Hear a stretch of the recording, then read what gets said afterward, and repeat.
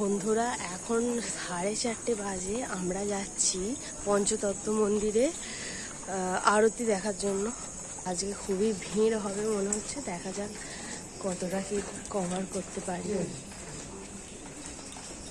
নমস্কার বন্ধুরা, রাধে রাধে সকলকে। আজ আমার মায়াপুর ভ্রমণের তৃতীয় দিন, আর এই তৃতীয় দিনে আমি আবারও চলে এসেছি পঞ্চতত্ত্ব মন্দিরে আরতি দেখার জন্য। তখন প্রায় 4:30 মতো বাজে। আমি আমাদের রুম থেকে বা হোটেল থেকে বেরিয়েছিলাম, এখন বাজে 6:10। এটা হচ্ছে মন্দিরের বাইরের এরিয়াটা, দেখুন কত সুন্দর এবং কত পরিষ্কার পরিচ্ছন্ন, আর গাছপালায় ভর্তি, সবুজে সবুজ পুরো। আর এই পুরো এরিয়াটা জুড়ে পঞ্চতত্ত্ব মন্দির, একদম পাশেই রয়েছে ইস্কন মন্দির, যেটা এখনো তৈরি হওয়ার কাজ চলছে। আর মন্দিরের সামনে প্যান্ডেল করা শুরু হয়ে গেছে, কারণ 15ই আগস্ট থেকে ঝুলন উৎসব ছিল সেই কারণে। বন্ধুরা, আমরা যারা যারা মায়াপুরে এসেছি তারা হলো আমার দিদা আর দাদু, আর এখানে একটা দিদা, এইটাও দিদা, ওইটাও দাদু, এইটাও দাদু, সবাই দাদু। আমরা এই কজন এসেছি, আরও 3জন আছে, আরও 3জনকে নিয়ে আমরা সবাই মিলে মায়াপুরে এসেছি। সবাই একবার বলো নিতাই গৌর প্রেমানন্দে হরি হরি বল। মন্দির থেকে বেরিয়ে আমরা চলে এসেছি আমাদের ভবনের সামনে। আর দেখুন মন্দিরের রং আর আমাদের যেই ভবনটায় আমরা ছিলাম সেই ভবনেরও রং প্রায় একই। হ্যাঁ, সব কিছুই কি সুন্দর একই রকম রঙে সাজিয়ে রেখেছে। আর এই যে দেখছেন, এটা নবহট্ট ভবনের 2 নম্বর বিল্ডিং, আর ওইটা প্রথম বিল্ডিং। কত সুন্দর বলুন, এই নবহট্ট ভবনটা কত বড় জায়গা নিয়ে অবস্থিত এবং পঞ্চতত্ত্ব মন্দিরের একদমই সামনে। আর এখন আমরা চলে এসেছি ইস্কন মন্দিরের সামনে। সব ভক্তদের ইস্কন মন্দিরে ঢোকার অনুমতি দিয়েছেন এই মন্দির কর্তৃপক্ষরা, সেই জন্য সব ভক্তরা মন্দিরে প্রবেশ করার জন্য অধীর আগ্রহে অপেক্ষা করছে। এখন আমাদের ভাগ্যটা বেশ ভালো বলতে পারেন, কারণ মন্দিরটা এখনো সম্পূর্ণ তৈরি হওয়ার আগেই আমরা ভেতরে প্রবেশ করার মতো সৌভাগ্য পেয়েছি।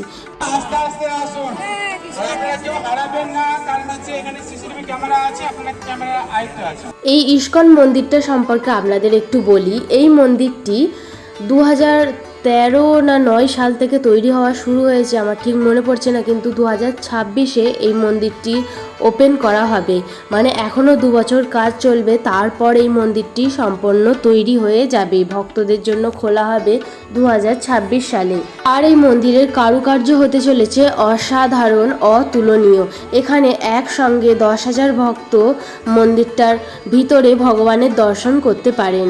এত সুন্দর এবং এত বিশাল মন্দির, এটি পুরো এরিয়াটা 3.5 একর জমি নিয়ে তৈরি হচ্ছে।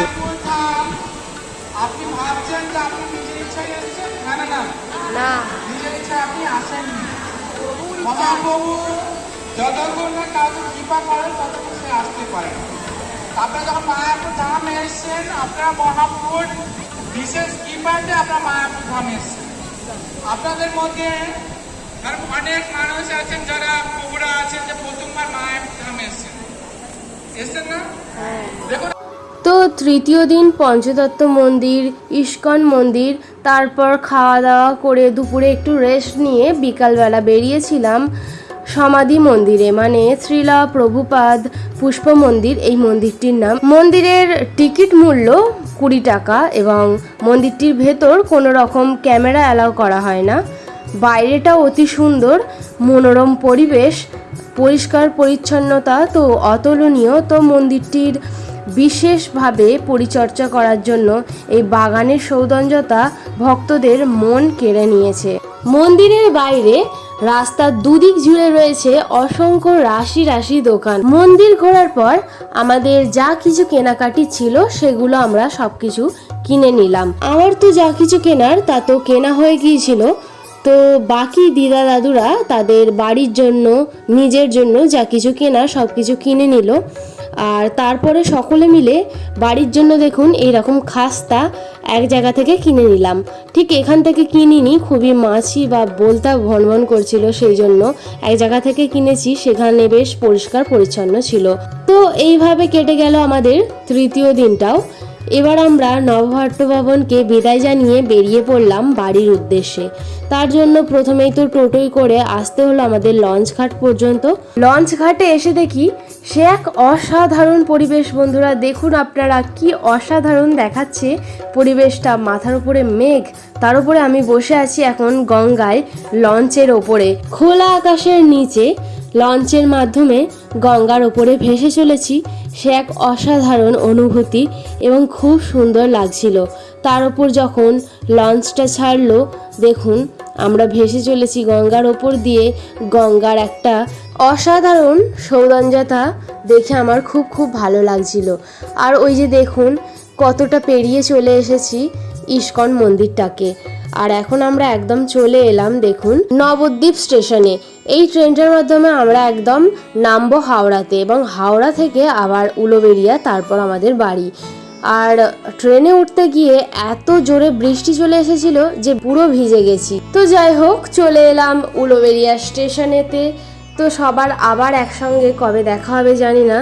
তো দিদার বাড়িতে গেলে তো দিদা দাদুর সাথে দেখা হবেই, আর বাকিদের তো সবার মামার বাড়িতেই বাড়ি, কিন্তু একসঙ্গে সবার আর দেখা হয়ে উঠবে না। তো বন্ধুরা, ভিডিওটা এই পর্যন্তই শেষ করছি। আশা করছি মায়াপুরের এই সম্পূর্ণ জার্নিটা আপনাদের খুব খুব ভালো লেগেছে। ভিডিওটা ভালো লাগলে একটা লাইক করবেন, চ্যানেলে নতুন হয়ে থাকলে চ্যানেলটিকে সাবস্ক্রাইব করবেন, আর কমেন্টও করতে পারেন আপনারা। তো দেখা হচ্ছে আমার পরবর্তী ভিডিওতে। ভালো থাকবেন, সুস্থ থাকবেন। রাধে রাধে।